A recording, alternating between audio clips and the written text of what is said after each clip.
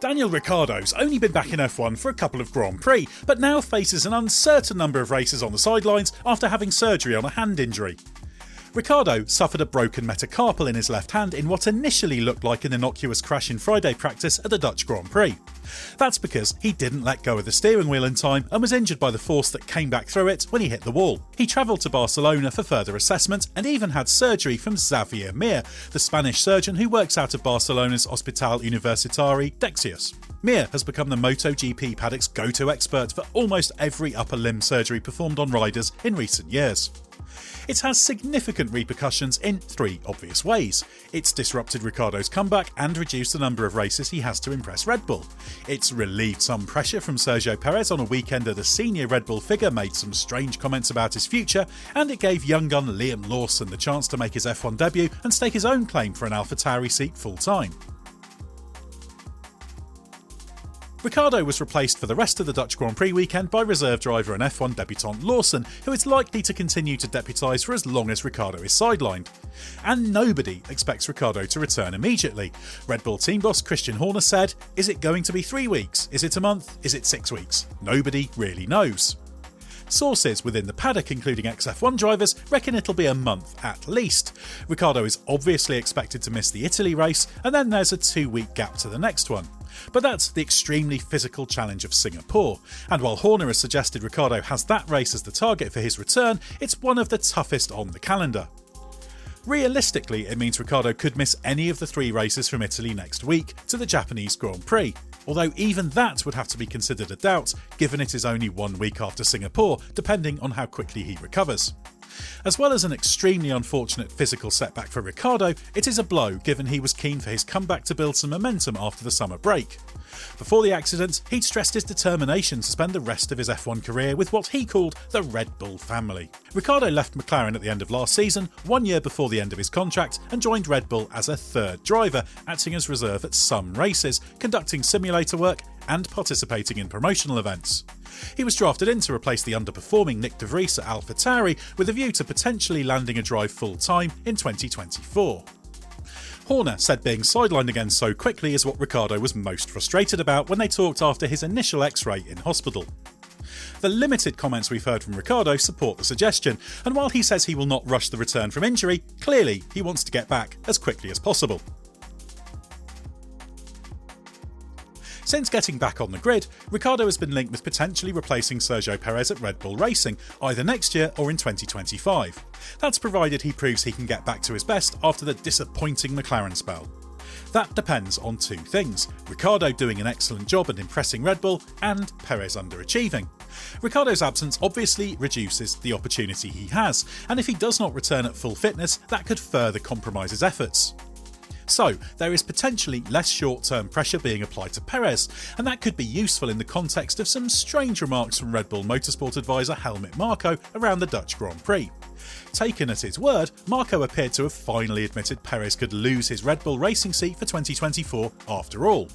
Marko twice indicated Perez's Red Bull seat is not guaranteed for next season, despite previous insistences from the team that Perez is going nowhere.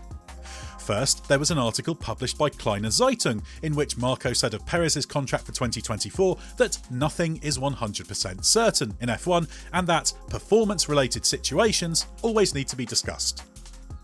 Then on Friday at Zandvoort, Marko told Sky Germany that Red Bull wants to keep him for 2024, but he needs to perform for that.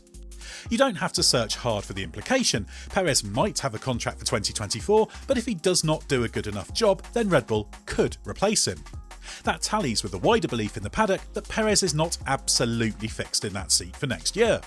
That's despite team boss Horner repeatedly backing his driver and using the 2024 contract as evidence to dismiss speculation. So Marko saying what he said meant the previously implicit threat of dropping him if he's not good enough for Red Bull became more explicit. Maybe the desire to get on the same page is why Marko attempted to recant mid-weekend. He told German publication Auto, Motor and Sport that Perez was definitely fixed for next year. Given that followed another underwhelming qualifying performance in mixed conditions, with Perez a massive 1.3 seconds slower than Max Verstappen, it's a strange U-turn to attempt. Obviously, this could all just be Marko being Marko, with his own inimitable methods of trying to light a fire under Perez and get him to up his game. If it was just a motivational tactic, then it was a strange one, as suggesting Perez's future is in question sparks this kind of speculation and risks destabilising a driver whose confidence has been shaky for a while. And considering Perez finished 4th at Zandvoort thanks to a combination of an off at turn 1 when the rain came while running 2nd and a 5-second penalty that dropped him behind Pierre Gasly, it's debatable how well it worked. But beyond Ricciardo and maybe Lawson, if he did a stunning job at AlphaTauri and Red Bull decided to take a huge punt for 2024, there don't seem to be any contenders. So Perez doesn't have much realistic competition and his main rival for the seat has suffered a clear setback. But what about Lawson? Could this all open the door to him replacing Ricciardo full-time in 2024? It would be a surprise if Yuki Tsunoda isn't kept on at AlphaTauri. He's performing well, Honda should continue to back him and make a financial contribution to Red Bull as a result, and it's logical to retain him.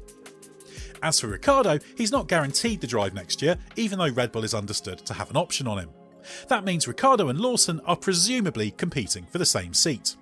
Red Bull loves throwing a driver into the deep end in F1, and it was Lawson's turn to sink or swim at Zandvoort. Replacing Ricciardo was less about a stunning headline-grabbing result and more about a good first step towards proving he is ready over this entire run of races as Ricciardo's stand-in. Lawson was thrown straight into FP3 in an AlphaTauri that he hadn't driven before. In fact, he said he didn't even know it super well from simulator mileage. Lawson hadn't even been part of pre-Zandvoort preparation given he was racing in Japan the weekend before. To make matters worse, the wet conditions in FP3, running first on full wets then intermediates, were far from ideal for familiarising himself with the car. He progressed reasonably well, although did spin and glance the wall with the nose of his car. Unsurprisingly, he was last in qualifying and lapped 1.1 seconds slower than the next slowest car and 1.6 seconds slower than teammate Yuki Tsunoda. However, his pace was stronger on the first run, only 0.4 off Tsunoda, and he admitted that he underestimated the grip the fresh intermediates produced on his second run and didn't make the most of it. That's excusable, given he had never run intermediates in F1 before.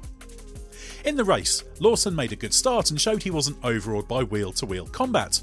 He was called in at the end of the first lap to change to intermediates as the second car in a double stack. Unfortunately, Tsunoda's stop was very slow and Lawson was left stuck queuing, inadvertently blocking the exit to the Haas pit box and being given a 10-second penalty for impeding Kevin Magnussen. He ran as high as 11th, but dropped to the back when he changed back to slicks. From there, he had the fun of battling with and passing Charles Leclerc's Ferrari, which was hobbled by floor damage and showed respectable pace in the circumstances. That's despite struggling a little on his stint on mediums. He finished 13th, getting ahead of Magnussen and Bottas at the late restart.